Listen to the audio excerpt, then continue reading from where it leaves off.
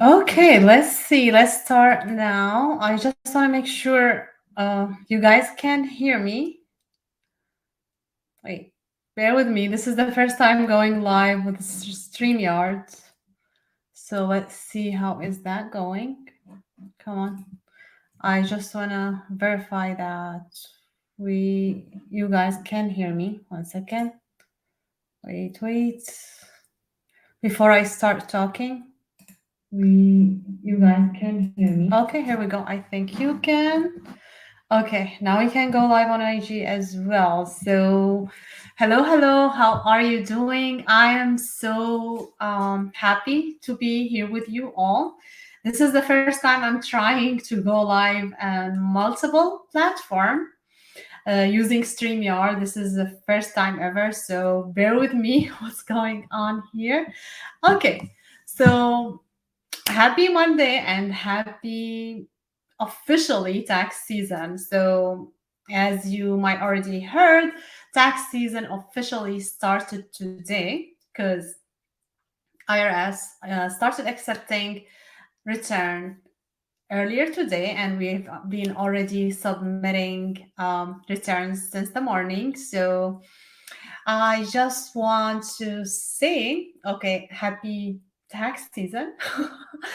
Well, for us tax professional, it is a happy tax season that we can help you, and we get busy helping you guys doing your taxes and cleaning up your books and everything. So I just wanted to come and today to give you some tips. Hey Shane, hi Charlotte, thank you for being here. So I just wanna let you know, guys, that there's like few things you need to be aware this tax season. Don't try to first tip I would say, like, don't try to do your taxes alone. I hope you don't use like self-service unless you actually study tax law, because if you're not aware of, we as tax professionals, we update our knowledge consistently because IRS always actually they change their um, law. So this year you can deduct 50% of this, next year you can deduct 100%. So it's changing consistently.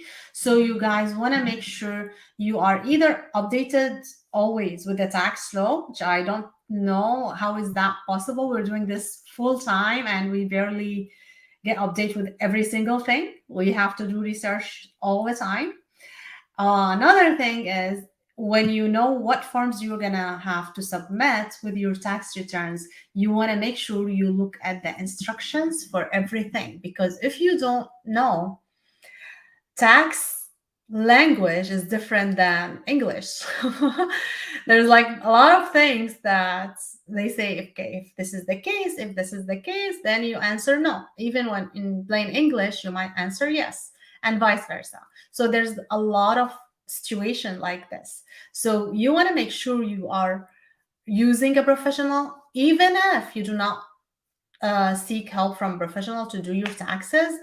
At least get a consultation. And what I mean consultation, asking about specific things on your situation, and that probably will require some type of payment. So if you're not willing to hire someone to do it, at least get a professional consultation when the tax professional actually go dig into your situation and give you the advice for your situation. So a lot of us offer that, but yeah, this kind of consultations will require some sort of payments. So you want to check on that. So no matter what your situation is, you want to make sure you consult with a professional. Another thing, if you already have the tax professional, you want to connect with them right now. Don't wait. It's not early. Yeah, I know some of you did not receive all your forms yet, but even though you did not receive all your forms, you want to start uploading. Most of us like now working on virtual space. So start connecting with us, get yourself onboarded, and start uploading documents as they go, and try to meet with your tax professional and see what else you need to be looking for, so you're not running at the last minute. Another tip is actually, what did I want to say? So you want to actually like ask your tax professional like what deduction you might be qualified for, what credits, all of that. You want to tell the entire story. Don't try to just give your tax document without telling anything that your tax professional you might need to know, like anything new. Most of us have like questionnaire or some kind type of onboarding, but we need you also to tell us everything. So don't if for example, if your son goes or daughter goes to school, to college, you need to make sure you get that tax document. If you get unemployment, you want to make sure to get that tax document. If you have been doing anything with Robinhood, you also, for example, you want to go get that tax document. And just if you are dealing with Robinhood, they are late with their tax documents. They said like it's not going to happen until February 15, but don't let that hold you back.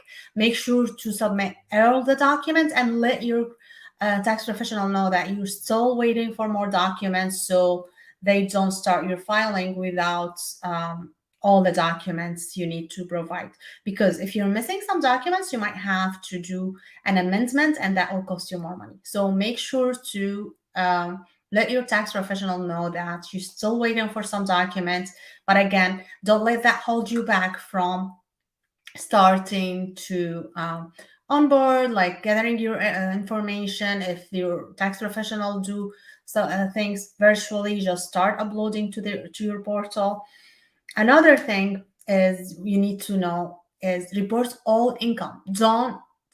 You're required to report all income. So don't really try to hold back. Oh, okay, they're not sending me 1099, then I don't have to report this income. No, it is your responsibility to report that income regardless of if you are getting 1099 or not. So make sure you report all income and ask your tax professional about strategies that you can save. Maybe consider tax planning.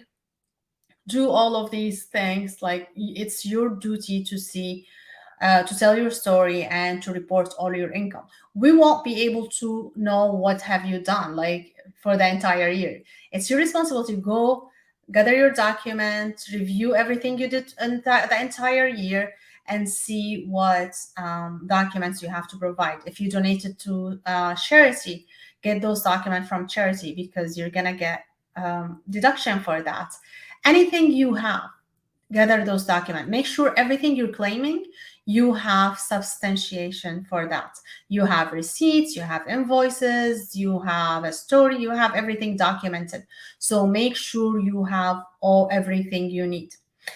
Another tip, and the last tip, because I have to run for today, but I wanted you to make sure actually if you have a foreign bank account, meaning that you have a bank account in any country that is not US and outside of the US, then you have to let your tax professional know, because we will have to include that into your tax return, and then we'll ask you some questions to see if you are required to do FBAR or not. And if you do not know what FBAR is, I have made like few videos about FBAR on my YouTube, so you can go to my YouTube channel and listen to that. And if you are interested, I can go another time and talk about FBAR more. Let me know, and if you have any question, I would love to answer.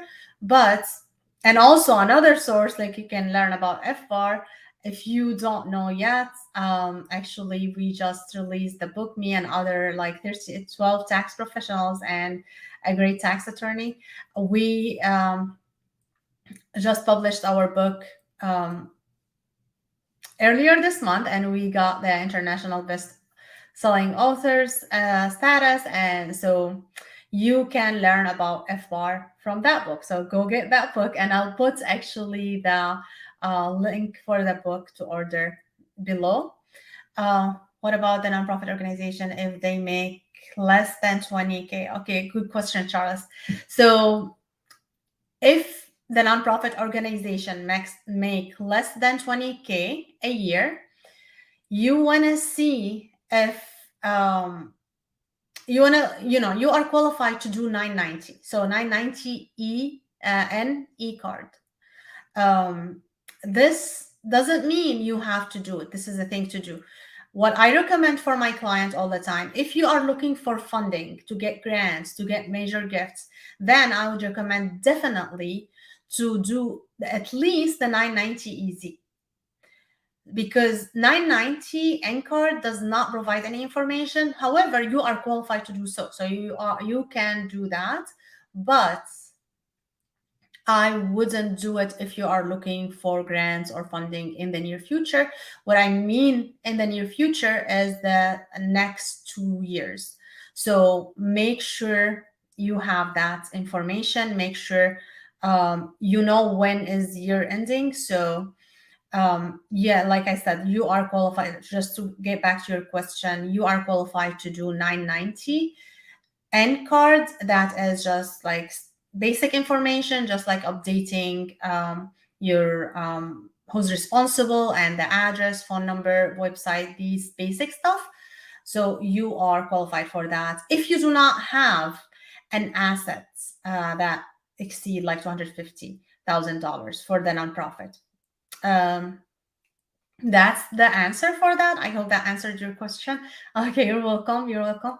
Now, that's it for today. And please make sure you. I can't see the comments in other platform, but if you have any question, please feel free to write a comment. I'll try to come here every day during tax season, at least in the weekdays, to address another topic and hopefully answer your question. Whatever you have, like, please feel free to put in the comments what would you like me to talk about in specific, and I'll be happy to address anything that you are looking for. Another thing is, if you need any help, you can book a call with me. You can see, so if you're on Instagram, like, go to the link in the bio, and if you are in any other platform, here is the link. And I forgot to introduce myself. If you do not know me, my name is Noura Al-Masri. I am an enrolled agent and the founder of Noura's Books. I am an international best-selling author, and what? And I have to run to my meeting. I'll talk to you soon. Have a great day. Bye.